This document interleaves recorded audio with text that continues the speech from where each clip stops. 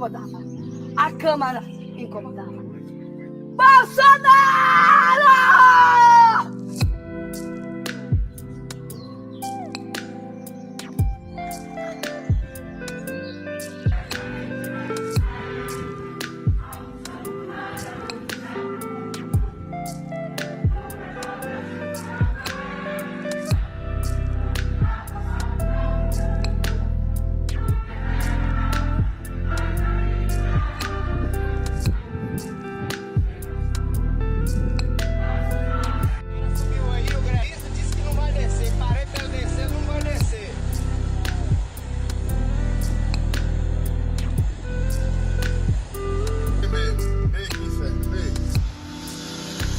Folia 2 é a loucura A2. Historicamente, o quadro ele é definido assim. Em geral, você tem alguém que exerce uma autoridade grande sobre outra pessoa. Pode ser, por exemplo, um laço adulto-criança. Pode ser um laço entre uma pessoa assim, cognitivamente mais desenvolta e outra mais debilitada. Pode ser um laço do tipo, olha, eu reputo muita autoridade e poder para essa pessoa e muito pouca para mim. Então essa diferença, que ela é uma característica regular, né, da Folia 2, vai levar à ideia de que você tem um polo irradiador de um delírio. E o outro reverbera esse delírio, o outro acompanha esse delírio porque mantém uma relação assim de dependência, de identificação, uma relação amorosa, de devoção, muitas vezes, com esse que está assim mais proeminente. Então a gente pode encontrar várias situações, aquele chefe de seita, né, que tem abaixo de si aquele grupo de devotos e não adianta dizer assim, não, mas peraí, tem um mundo lá fora, porque se forma então uma patologia coletiva. Ela não é assim o diagnóstico individual só das pessoas somado, né? Ela é uma formação artificial. E é isso que a gente tem nos processos políticos ligados ao autoritarismo, ligados ao neofascismo, ligados a manipulações de massa, né?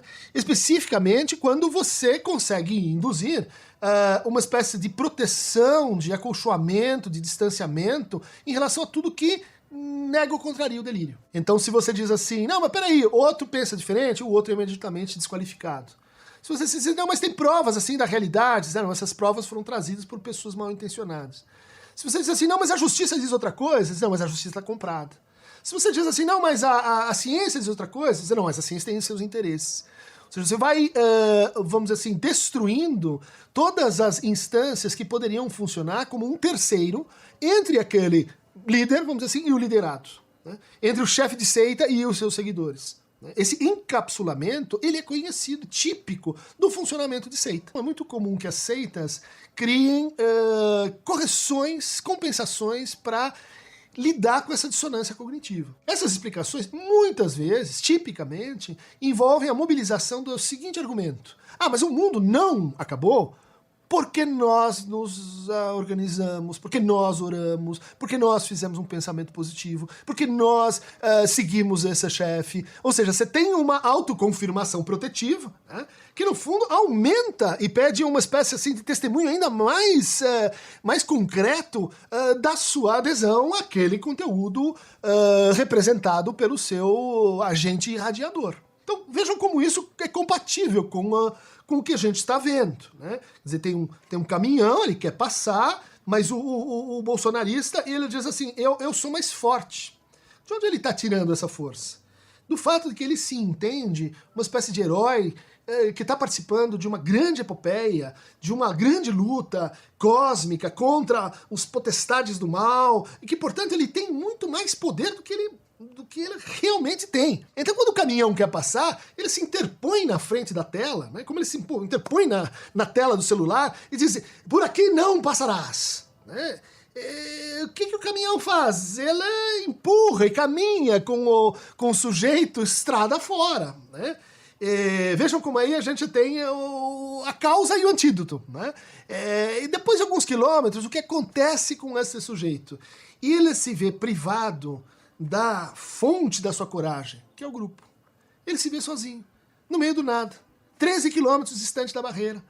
E aí, aquela coragem toda começa a desfalecer, que é o antídoto que todo mundo enfim, convencionou para a folia D. Como é que você cura uma loucura coletiva, né, instrumentalizada pelos processos de grupo? Afastando o sujeito da fonte irradiadora. Na medida que o caminho vai se prolongando, ele vai se sentindo sozinho, e quanto mais sozinho, né, separado, ele começa a voltar a pensar assim por si mesmo, ele começa a pensar mais em si, e daí o motorista do caminhão pergunta: "E aí, já deu?" Um pouco como o Capitão Nascimento, né, no filme tão representativo da ascensão do bolsonarismo, né? Tropa de Elite, pede pra sair, já deu, foi suficiente, ou quer mais realidade? Esse efeito do bolsonarismo, ele se explica como uma espécie de canto do cisne. Antes de morrer, eu vou gritar 3/8 acima, eu vou demover o terceiro exército, eu vou convocar, assim, um golpe. No fundo é isso que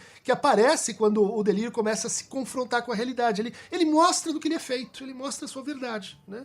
No fundo, fiquei contrariado, não gostei do resultado, vou dar um golpe, né? Quer dizer, não reconheço o juiz. Daí você diz assim: não, mas apresenta as provas, diga por que, aonde que as urnas foram violadas, os observadores externos, a ONU, todo mundo que acompanhou a eleição, quer dizer, a maioria, né, que o PL fez, isso também foi fruto de uma manipulação de urnas. Quer dizer, as contradições, elas começam a ficar mais próximas da pessoa.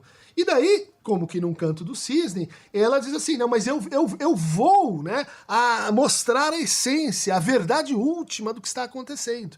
Eu vou convocar um golpe. No fundo, uma pessoa que está contrariada está dizendo assim: eu vou pegar a bola que é minha e vou levar para casa e vou melar o jogo, dizer que não foi de verdade, não valeu, né? Só que aí entra em jogo um outro processo, né? Um processo que foi descrito lá. Tem um filme sobre isso muito interessante, né? Chamado Síndrome de Estocolmo.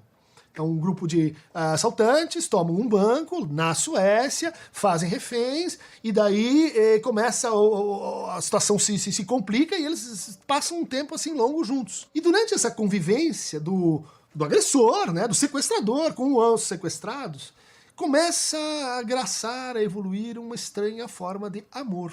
Amor que está baseado no seguinte: se essa pessoa ela é tão poderosa, ela tem as armas, ela está me controlando, ela me domina, e ela não me matou, ela ainda não me agiu agressivamente, é porque ela talvez tenha alguma piedade por mim. E se ela tem alguma piedade por mim, ela me ama. E se ela me ama, eu posso amá-lo também. Chama-se identificação com o agressor. A gente acaba compactuando, a gente acaba, assim, se devotando àquele mesmo que, olhando de fora, está nos prejudicando. Só que para essa pessoa, esse olhar de fora tá problemático. Ela não consegue pensar a situação a três, né? Ela não consegue pensar a situação, ó, tem o Bolsonaro, tem o Lula, mas tem a ONU, tem o tribunal, tem o terceiro. Não. É um ou outro. Só tem dois, só tem um dualismo na situação. Isso é próprio do funcionamento delirante, isso é próprio também da situação de identificação com o agressor. Só tem dois. A polícia não vai me salvar, eu tô perdido.